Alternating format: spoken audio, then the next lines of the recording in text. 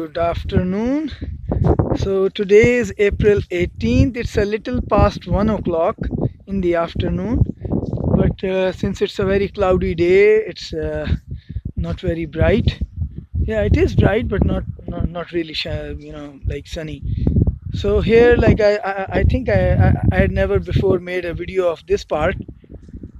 Yeah, so this part of my property has quite a lot of grass growing on it, and as you can see, the goats are grazing on it. And there is also like some naturally growing, some wild clover that she's eating right now. She's munching on clover. I don't know what kind of clover it is, but it's some kind of clover. I can tell by the by the tripinnate leaves. Yeah, the tripartite leaves, that it's a clover. And this is also one other kind of hope that she loves, and the other one is eating grass. She eats mostly grass. So yeah, there is a lot of like wild clover, and my theory is that it was brought to the land in the droppings of the deer, probably, because there are, like, I've seen a lot of like I had seen a lot of signs of deer before here, before I bought the goats. Now it would be not very easy to tell because they also have cloven hooves. So yeah, their print would be a little finer than goats, but yeah, the droppings are almost the same. So, but even before I bought goats, I saw a lot of deer droppings around, and a lot of hoof prints of like prints of cloven hooves, that told me that there was a lot of deer traffic on the property. And here, as you can see, they are grazing. Yeah, she's grazing, and the other one is looking for something to munch on. And this is the doeling. Yeah, the pied, or the piebald, or the brown doe's daughter. And that one is the baby of the black doe in the background. That black doe. This is a male, a buckling, and he has started munching on things. Yeah, I don't know what he's trying to do with that stick, with that twig. He's trying to eat that twig right now. Yeah, so thankfully it rained. Yeah, thank God it rained. Like, it's been raining for the last 2 days. It rained a little today also. That's why I let them out later today, as opposed to early in the morning. And now they are like much happier because the grass has started growing, and the birdsfoot trefoil seed that I had broadcast, that has also started to germinate. The clover is already vigorously growing. It has, it's already past the germination stage. And yeah, they haven't, like, I haven't seen any seedlings growing true leaves, but their cotyledons are expanding, and they are also, yeah, they're good now. They're much healthier than, they're not like shriveling like they were before it rained. So the rains definitely helped. And the small stream that runs by the road, that also has a lot more water now than it had before. That's the water I use for washing. And yeah, and I get my drinking water from one of the neighbors was nice enough to tell me about a spring in the yard of one of the churches. So I get my drinking water from there. But so far I still haven't finished the bottled water I came with. Like, I had like 40-50 liters of bottled water that I brought with me all the way from Ontario. I hauled it all the way from Ontario. I still have to fix the well. The well is over there. Yeah, it's not in a good shape, but hopefully, like, once I fix it, I'll be able to use the well. I'm going to put a hand pump on it, a cistern pump, and that should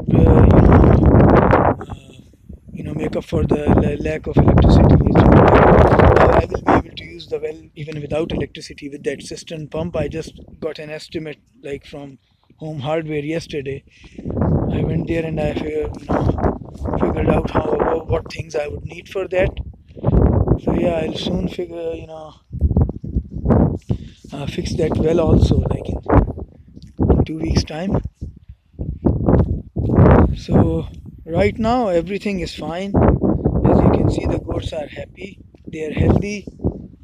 The biggest thing I've been concerned about them was their health, and like if anything goes wrong with their digestion, if they eat anything that doesn't suit them, or which is toxic, it's really bad for them, and that's where things start spiraling out of control. But so hopefully they're doing really well. They're only eating what they're supposed to eat, what's good for them. So far they haven't eaten anything that's bad. Otherwise it would have shown up as it would have showed up as indigestion, or like bad some kind of problem, because everything in goats, like all the problems, they begin with digestion mostly. Like based on my experience with goats, I've had both. I kept goats back home also. Like I used to have a 30 head herd, like 30 strong herd back home. And like I so yeah, based on my experience, if anything goes wrong with the goat, it all starts with indigestion, and then could turn to diarrhea or whatever, like if they eat something bad which is bad for them. And bloat is also a problem, but here there are not a lot of legumes. They're not feeding on like really fresh alfalfa.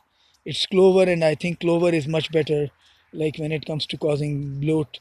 So yeah, I haven't had any bloat problems. I haven't had any kind of digestion problems with these.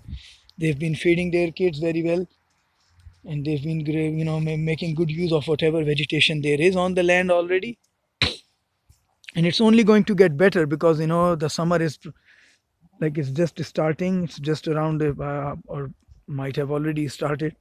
Yeah, the plants are, the seedlings are sprouting everywhere. There's going to be a lot of forbs and shrubs, like small plants, grasses and forbs. They're growing all over. So there's going to be a lot of food for the goats. And that's what the purpose of this trial run was. Like when the reason I bought these two goats before I brought my pedigree stock here. I wanted to make sure that the land can support goats easily. I have, like, so far I haven't had like I couldn't even buy hay. Like I couldn't find any, like like in the close proximity. And also like I don't think I'm going to need hay, because they're like filling up really well on the grass that's here. So yeah, it's better for them to eat fresh grass than second cut hay, because most people, like who even have hay, first of all, like there's none who's within a half an hour radius, like within a half an hour drive from where I am. And like whoever has hay right now, they have second cut. So I think this grass, like that they're eating, is like way better than that. And so far they've been happy. And I also give them concentrate feed at the end of the day. And since they didn't like the concentrate alone, I mix it with cracked corn. Like I put a little more corn in it than like it comes with, because I saw them trying to pick corn from the feed. Like they don't like the pellets that much. I don't even know what the pellets have, but like yeah. So and once I use up that bag of feed, I'm not going to buy another bag, because they don't like it very much. By the time they finish that 25 kg bag, it's like almost one fourth all is already gone.